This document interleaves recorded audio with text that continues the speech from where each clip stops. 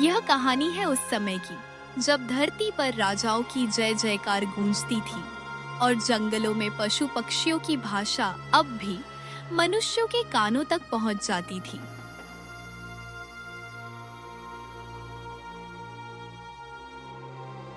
राजा विक्रम सिंह अपने विशाल साम्राज्य का पराक्रमी शासक था। धन, यश और वैभव में कोई उसकी बराबरी नहीं कर सकता था, किंतु उसके मन में एक अभिमान की लहर हर वक्त उठती रहती। मैं जो चाहता हूँ वही होता है। मैं भाग्य से नहीं, भाग्य मेरे आदेश से चलता है।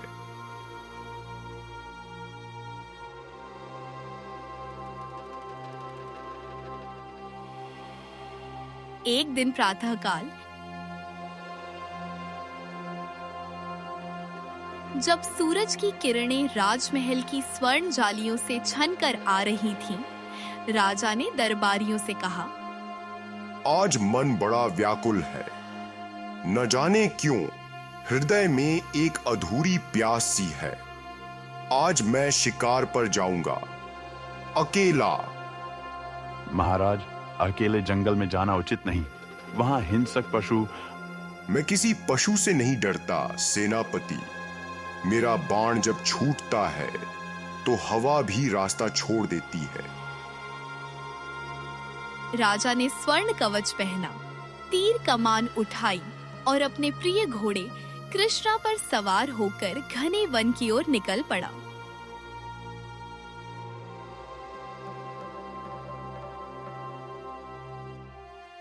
जंगल का रास्ता लंबा था।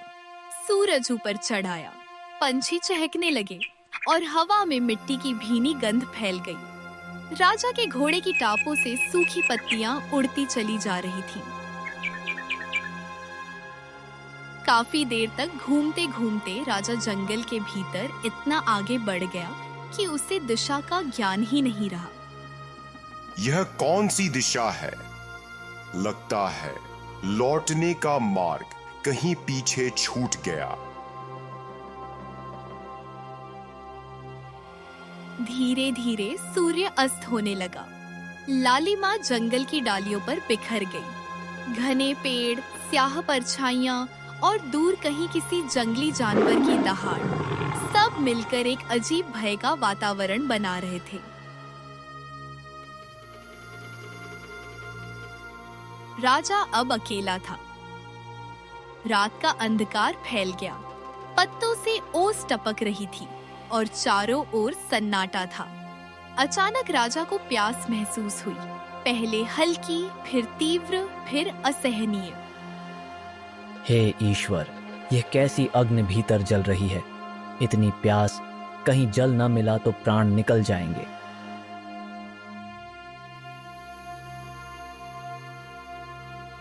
वह लड़खड़ाते कदमों से आगे बढ़ा, कभी किसी झाड़ी को हटाता, कभी किसी पेड़ की जड़ पर बैठकर सांस लेता। तभी उसकी नजर दूर एक ऊंचे पेड़ पर पड़ी। उसकी एक डाली से कुछ बूंदें टपक रही थी, मानो चांदनी के आंसू हों। अरे, ये तो जल की बूंदें हैं। देवताओं ने मेरी पुकार सुन ली।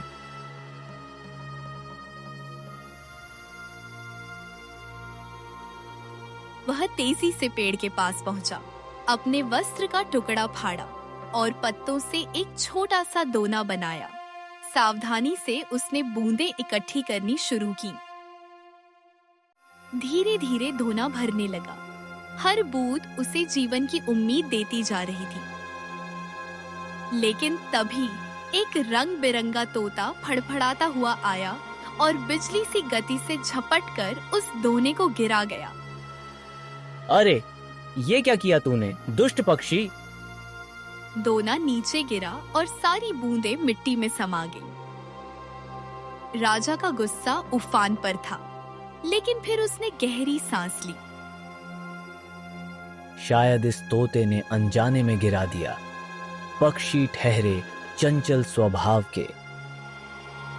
वह फिर से दोना बनाने लगा, फिर से बूंदें इकट्ठी की। काफी देर बाद दोना फिर भर गया। जैसे ही उसने उसे उठाया, वही तोता फिर आया और दोने को पलट दिया। अब राजा का चेहरा लाल हो गया। अब की बार तो मैं तुझे सबक सिखाऊंगा, निर्लज्ज जीव। लेकिन वह फिर रुका।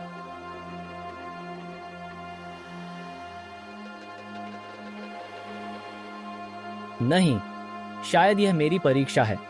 हो सकता है यह पक्षी किसी कारण से ऐसा कर रहा हो। उसने तीसरी बार धोना रखा और फिर से भरने लगा। हर बूंद अब उसे चिढ़ा रही थी, मानो कह रही हो, देखते हैं अब क्या करता है तू। कुछ देर में धोना फिर भर गया। राजा ने झुककर उसे उठाया ही था कि वही तोता फिर चीखा। मत पीना, मत पीना। राजा चौंक गया। ये बोलता है। तोता डाल पर आ बैठा। उसकी आंखों में एक अजीब चमक थी, जैसे कोई गहरा रहस्य छिपा हो। तू कौन है और मुझसे ऐसा व्यवहार क्यों कर रहा है? महाराज, जो आप करने जा रहे हैं वह आपके प्राण ले सकता है।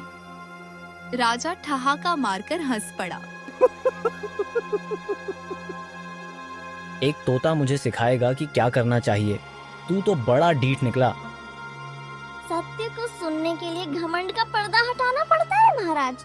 राजा का क्रोध अब और भड़क उठा। बस, बहुत हुआ तेरा उपदेश। अब मैं तेरी बदतमीजी की सजा दूंगा। वह अपनी कमर से चाबुक निकाला और पूरे वेग से तोते पर वार कर दिया। चाबुक की आवाज जंगल में गूंज उठी। तोता गिर पड़ा।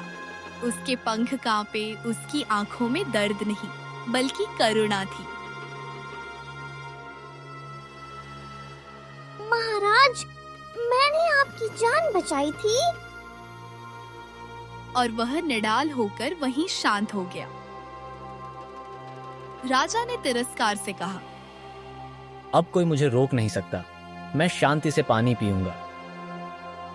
उसने दोना उठाया, उसे होंठों तक लाया, लेकिन तभी जमीन हिली। धोने के ऊपर की डाल हिलने लगी और वहां से फुफकारने की भयानक आवाज आई। राजा ने ऊपर देखा। डाली पर एक जहरीला सांप लिपटा हुआ था और वही अपनी जीभ से बूंदे टपका रहा था। राजा के हाथ से धोना छूट गया। उसके चेहरे का रंग उड़ गया। हे ईश्वर, तो यह तोता मेरी रक्षा कर रहा था। वह वहीं घुटनों के बल बैठ गया। उसकी आंखों से आंसू बहने लगे। जंगल के हृदय में सन्नाटा था। केवल ठंडी हवा की लहरें थीं, जो टूटी डालियों और सूखे पत्तों को हिलाकर धीमी सरसराहट कर रही थी।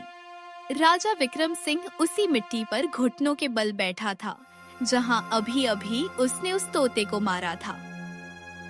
चांद बादलों के बीच छिपता निकलता था। उसका फीका उजाला राजा के चेहरे पर पड़ता और उस उजाले में उसका पछतावा किसी खुले घाव की तरह चमकता।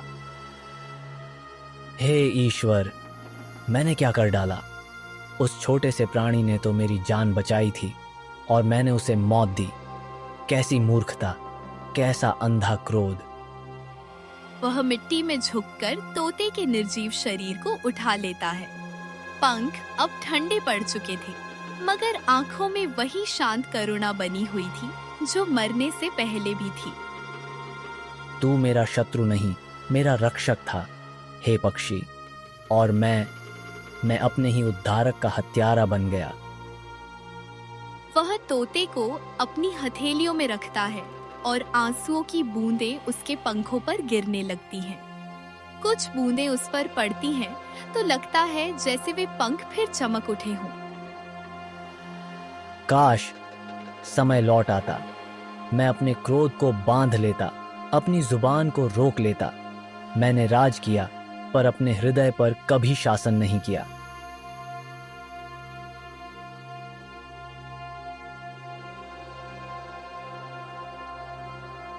धीरे धीरे हवा चलती है। पेड़ों की डालियां हिलने लगती हैं। पत्तों की आवाज में कोई फुसफुसाहट सी सुनाई देती है, मानो कोई आत्मा बोल रही हो। राजा चौंक कर चारों ओर देखता है। अचानक वही तोते की परिचित आवाज गूंजती है, पर इस बार कहीं से नहीं बल्कि हवा से आती है। महाराज, घमंड से भरा हृदय देख नहीं पाता कि कौन शत्रु है और कौन अपना। मैं गया पर मेरी चेतावनी यहीं रह गई। कौन बोल रहा है? क्या तू फिर से लौट आया? नहीं महाराज, मैं नहीं लौटा, पर प्रकृति मुझे भुला नहीं सकती। मैं इसी वन का अंग था। मेरी आत्मा अब इन पेड़ों में, इन हवाओं में है। राजा ने सिर झुका लिया। क्षमा कर दे मुझे, मैं पागल हो गया था अपनी प्यास, अपने अभिमान में।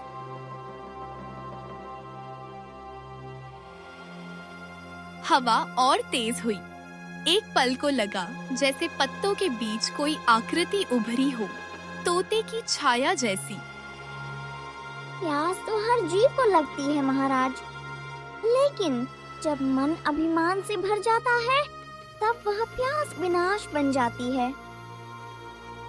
मैं तेरी आत्मा की शांति के लिए प्रार्थना करूंगा। मैं अपनी भूल का प्रायश्चित्त करूंगा। प्रायश्चित्त केवल शब्दों से नहीं होता, कर्म से होता है। लौट जाइए राजा, उस अहंकार को छोड़िए जो आपको विनाश की ओर ले जा रहा है। और जैसे ही हवा थमी, आवाज भी खो गई। केवल झींगुरों की धीमी गूंज रह गई। राजा ने रात उसी पेड़ के नीचे बिताई। न उसे नींद आई न चैन। बार बार तोते की आंखें उसकी स्मृति में कौंधती।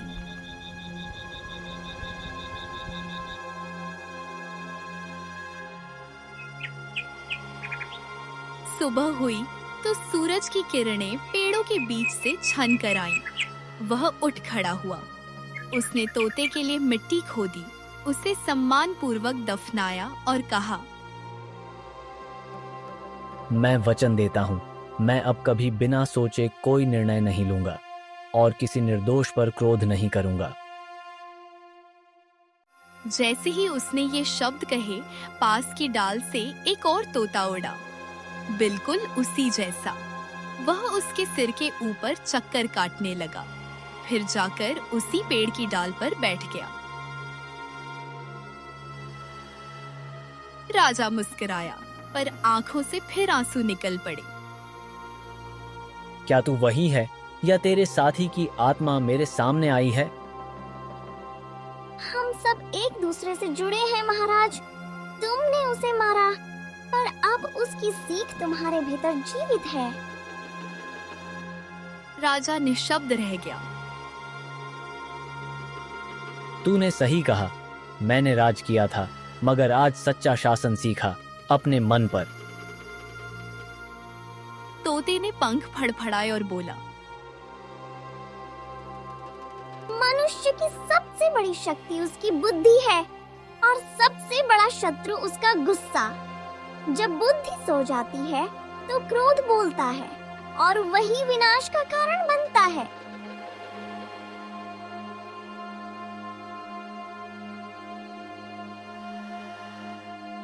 राजा महल लौटा, मगर अब वह पहले जैसा नहीं रहा।